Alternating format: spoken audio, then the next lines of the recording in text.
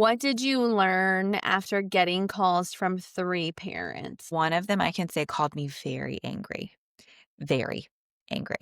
And after our conversation, and I think she was still angry because the system is slow, and that makes me angry too. Um, but realizing that she was less angry once we had a conversation than she started. And that Mm, was really encouraging of I have worked in and around the system for almost 20 years, and I'm aware of the pieces and parts of the system and the limitations of the system. And being okay saying, here is exactly where your child is in this process. And I'm sorry it's not moving faster, but I can ask these questions and figure out how we can help your child here. And then telling her, like, hey, if the schools are not enough, I always recommend medical. School-based SLPs cannot say that. They're not allowed technically to say that because if you say that a child needs something in a school, that makes the school responsible for the financial aspect of it. And so it gets really dicey that you can't say, hey, you need a medical SLP, but I am not the child's provider and I'm not speaking on behalf of the school. And so I can say, as a mom, as an SLP, here's my recommendation.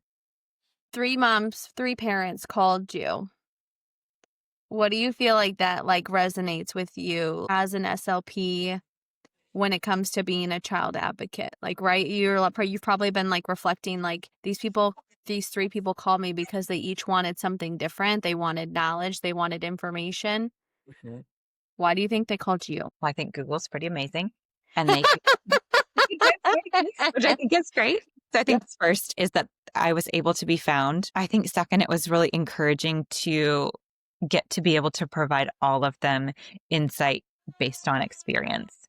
Mm, And really, it made me so thankful to be in this moment of leveraging my knowledge and experience to be able to share it with parents because sometimes I think we forget in a career how much we know about that career and that others outside of that career don't know these pieces and parts.